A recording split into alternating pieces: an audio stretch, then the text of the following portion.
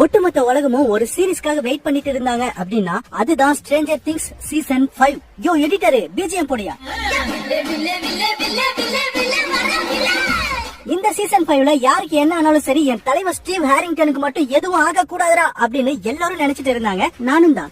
இந்த சீசன் 27ஆம் தேதி காலையில நெட்ஃபிளிக்ஸ்ல ரிலீஸ் ஆயிருக்கு. இந்த சீரிஸ் ரிலீஸ் ஆன உடனே நெட்ஃபிளிக்ஸ் சர்வரே கிராஷ் ஆயிடுச்சுன்னா பாத்துக்கோங்களேன். அந்த அளவுக்கு கிரேஸோட உலகம் முழுக்க மக்கள் இதை பாத்துட்டு இருந்தாங்க. சோ இந்த சீசன் 5ஓட கதையை ரிவீல் பண்ணாம ஒரு ரிவ்யூ தான் பண்ண போறோம். அதுக்கு முன்னாடி ஒரே ஒரு விஷயம் சொல்லிடுறேன், மார்க் மை வேர்ட். இது வரைக்கும் நெட்ஃபிளிக்ஸ்ல என்னென்ன ரெக்கார்ட் எல்லாம் வச்சிருக்காங்களோ அந்த எல்லா ரெக்கார்டையும் ஸ்ட்ரேஞ்சர் திங்ஸ் சீசன் 5 முறியடிக்க போறது உறுதி. சோ இப்போ நம்ம ரிவ்யூக்குள்ள போலாம். அப்படியே சைடுல நம்ம சேனலை சப்ஸ்கிரைப் பண்ணிக்கோங்க. சரியா சீசன் 4 எங்க முடிச்சிருந்தாங்க அப்படின்னா ஹாக்கின்ஸ் டவுன்ல அப்சைட் டவுனுக்கான போர்ட்டல் எல்லா இடத்துலயும் ஓபன் ஆச்சு. மேக்ஸும் கோமாக்கு போயிட்டா. அப்புறம் அவன் முழிச்சாலா இல்லையா, வெக்னா திரும்பி வந்தானா இல்லையா, அவனை கொன்னாங்களா இல்லையா, இந்த மாதிரி எல்லா கேள்விக்கான பதிலா தான் சீசன் 5 ரிலீஸ் பண்ணாங்க. எல்லாத்துக்குமே பதில் கிடைச்சிச்சா அப்படின்னு கேட்டா எங்க அதுக்குள்ள கட் பண்ணிட்டு தொடர்ந்து போட்டுட்டானே அப்படிங்கிற மாதிரி 4 எபிசோட் மட்டும் தான் ரிலீஸ் பண்ணிருக்கான். சோ மீதி இருக்க 4 எபிசோட் ரிலீஸ் பண்ணாதான் என்ன ஆகும் அப்படிங்கிறது தெரியும்.